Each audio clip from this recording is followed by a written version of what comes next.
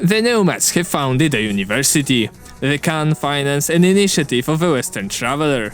By concessions, he persuaded the tribes to support the institution, but an ambitious student shattered the balance of power.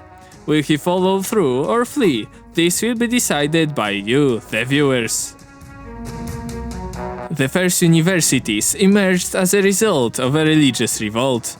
As the Lahti Empire weakened, a slave working on an olive farm founded a new religion, Bilhat, which values human ingenuity and efficiency. After the rebellion, he founded the universities to reform and develop society according to the divine's will.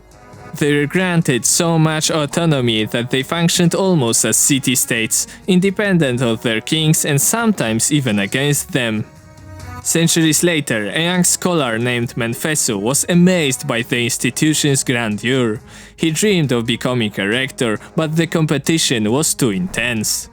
Although he moved between the universities and tried to get into a high office, key positions remained locked. Eventually, he decided to become a missionary and try his luck elsewhere. The eastern nomadic lands had always interested him.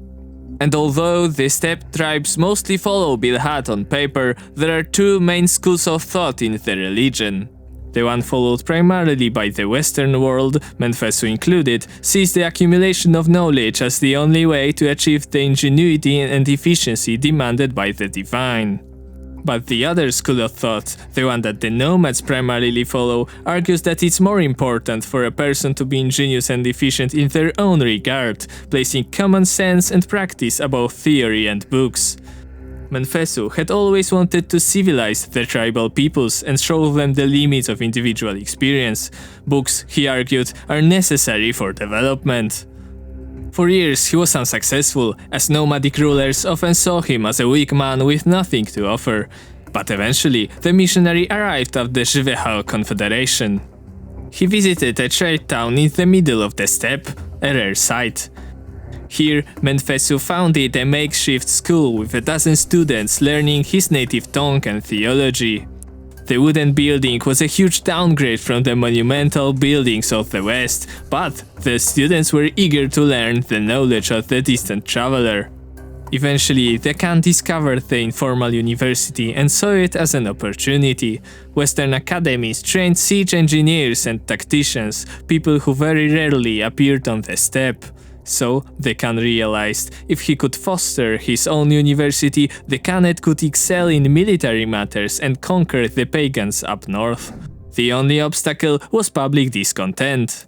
You see, while the townsfolk found Menfesu's teaching fascinating, most nomadic people found them outrageous. This man represented an inferior way of life, one of servitude instead of freedom.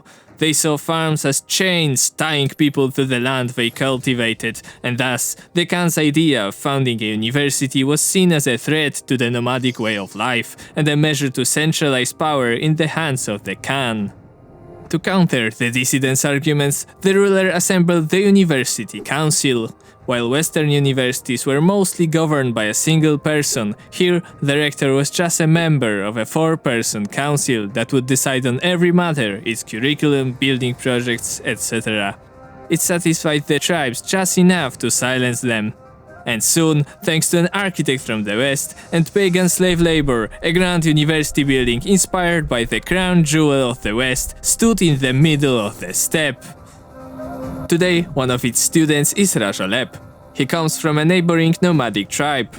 His people had been victims of attacks from other nomads for the last several decades. Rajaleb's father is the leader of the tribe, and after assessing the situation, he sent his son to study for a better future. The universities are only for rich and influential people, but luckily for Rajaleb, his wife is the daughter of a leader in one of the tribes of Żyweho. The university was unlike anything the young heir had seen before. The thick, massive sloped walls looked gargantuan, as if built by the divine. Outside the building, huge pastures dominated the landscape. On them, thousands of students' horses.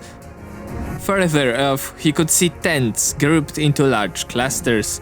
The students were split into small tribal communities, mirroring the larger splits inside the Confederation. Thus, he mostly came in contact with his fellow tribesmen.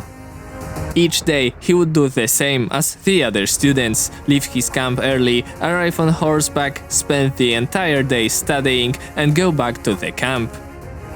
His studies, being held in 2 languages unknown to him, were a challenge for Rajoleb. Then, an exam by the teacher Menfesu took place. Tell me, what does Emperor Oiklanainen's military guide teach us about siege warfare? Asked the professor. The walls are tall. There is a need for siege engine. No. You have not touched the parchment, have you? This is a foundation of strategy. Return prepared to speak or do not return at all. Rajoleb decided to visit his favorite spot by the river. The moment of contemplation was interrupted by companions from his tribe. Hey, don't forget today's festivities, they said. You must be there. You can't miss the chief's son's graduation party. Reluctantly, Rajoleb joined the event. Seeing the graduate happy with friends and ready to go back to his family filled the young student with envy. But then, a shaman offered to foretell his future. Intrigued, Rajoleb sat down and watched as the woman put a scapular bone on a campfire. After a while, crack, lines emerged on the bone. You're going to be a man of renown, young scholar, said the shaman. This mark carves a path of victory. Its steep ascent promises glory that many rulers could envy. Yet, trails below form a steep mountain that awaits your journey. Only if you carry the weight shall you wake as a man of your dreams. This seemingly insignificant event made Rajoleb study day and night. He believed if he worked just a little bit harder, he could pass the strategy exams and make his father proud. So when the last defining exam came, he knew he still had much to learn. Nonetheless, he felt prepared. Menfesu was confident that Rajoleb would fail again, but to his surprise, he answered everything. The amazed teacher saw a lot of potential and offered him further education. Rajoleb agreed and started the next stage of his learning. Several years passed. Rajoleb was a well-known, ambitious student. Then, his father-in-law made him an offer. Since it was their time to appoint someone to the university's high council, he would like to have someone erudite and loyal appointed. Rajoleb accepted eagerly. Being in the council was the highest possible position, placed right after the honor of becoming a rector. The young member wanted to change the world, and soon an opportunity surfaced. The rector had always wanted the university to have dorms, similarly to its western counterparts.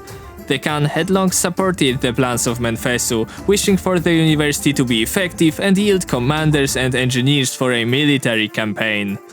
But most of the Confederation's tribes were reluctant to give up their way of life for the sake of learning. So, one of the concessions was that the university would only have the buildings needed for learning, with no dorms. Instead, the students would live in a traditional way, in tents set up in their camps. But this created a societal problem. Instead of mixing and socializing with students coming from all around the state, the tribes tended to stay separate, creating divisions within the university and increasing tension.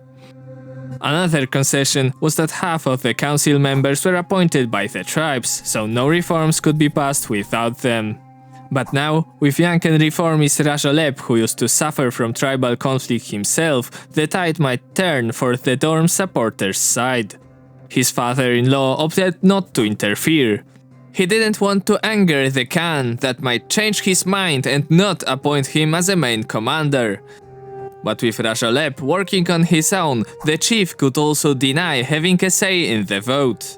This way, the opinion of the new councillor was primarily driven by Menfesu. He liked to tell stories of dorm life in his university days, and even though there were conflicts as well, at least they didn't escalate and didn't have that much factionalism. This way, he argued, the universities were way more independent and could focus on knowledge, not politics. That convinced Rajolep, who finally cast his vote. It seemed that after years, the building could be extended and accommodate students nearby, ending the need for camps, horses and pasture land. But it wasn't long until the tribe stopped the plans dead in their tracks. There was nothing else they could do. The council, Khan and rector were on, so they rebelled. They needed to seize the council, so they attacked the guards to capture Menfeso and Rajolep. With help, the scholars escaped the council hall through a window and fled the building. After a short run, the rector shouted, "I am done! I plan on departing back to my homeland. Would you like to travel with me? We shall work at a true university." The offer shocked the young council member. His father wanted him to become a scholar, and Menfeso was the best teacher, but Rajolep was already far from home, and going to the edge of the known world wouldn't help. As such, he faced a dilemma. He could run away with Menfeso, he could try to convince him to stay and try to diplomatically solve the entire issue, or he could return home and try to use his new military skills to lead his tribe. Where will Rajolep achieve his foretold success? Vote in the poll and write in the comments. That's community world building.